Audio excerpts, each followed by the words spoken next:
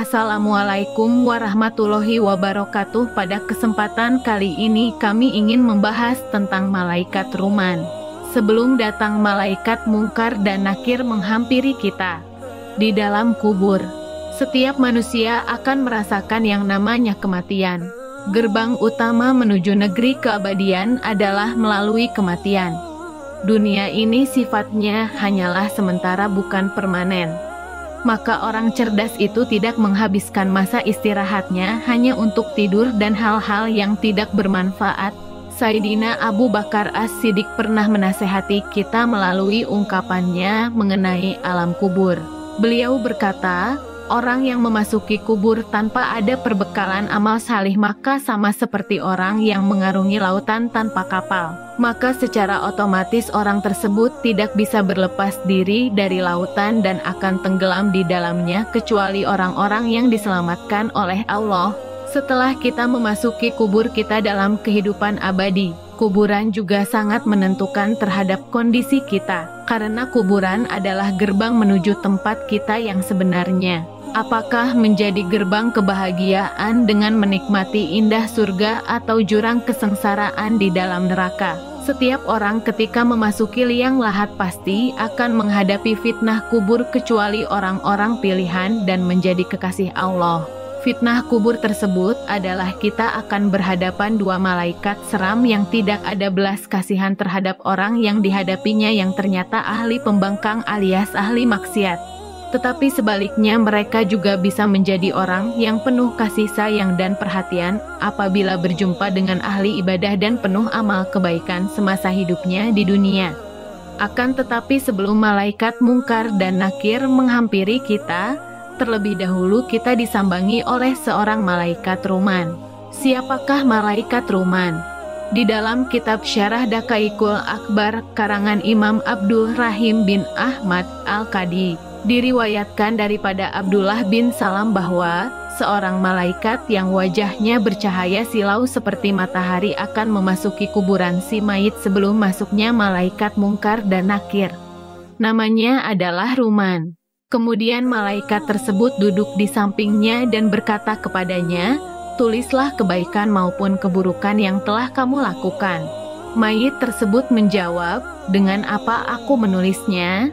Di mana penaku dan tintaku?" Malaikat menjawab, "Air liurmu adalah tintamu, tanganmu adalah penamu." Mayit bertanya kembali, "Di atas apa aku menulisnya sedangkan aku tidak memiliki kertas?" Kemudian Nabi Muhammad dipotongkan sebagian kain kafat mayat tadi lalu diberikan kepadanya. Malaikat tadi berkata, "Ini sebagai lembaran kertasmu dan tulislah semuanya."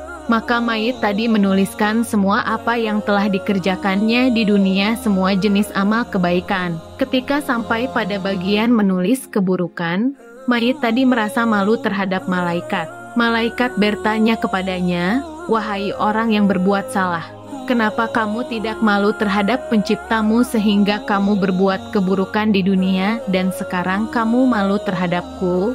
Kemudian malaikat mengangkat tiang maka dihempaskan di atasnya.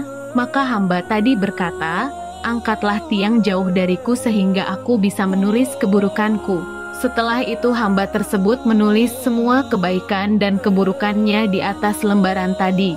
Kemudian malaikat menyuruhnya untuk melipat lembaran dan membubuhkan stempel di atasnya. Mayit tadi bertanya, "Dengan apa aku membubuhkan stempel sedangkan aku tidak memiliki stempel?" Malaikat menimpalinya, "Stempelkan dengan kukumu."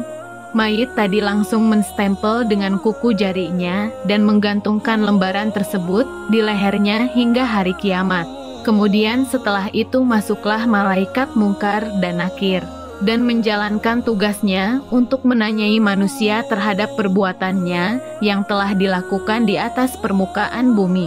Pada hari kiamat kelak orang yang bermaksiat akan melihat bukunya. Ketika Allah memerintahkannya untuk membaca buku tersebut, maka dia membacakan seluruh kebaikannya dan ketika sampai pada bagian keburukannya dia berhenti. Allah bertanya, "Kenapa kamu tidak melanjutkan membaca?"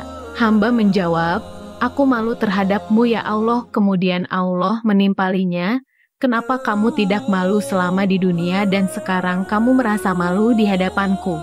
Maka ketika itu timbullah penyesalan yang luar biasa, dan penyesalan tersebut tidak bermanfaat baginya sedikitpun. Lantas Allah berkata kepada malaikatnya, peganglah dia lalu belenggulah tangannya ke lehernya.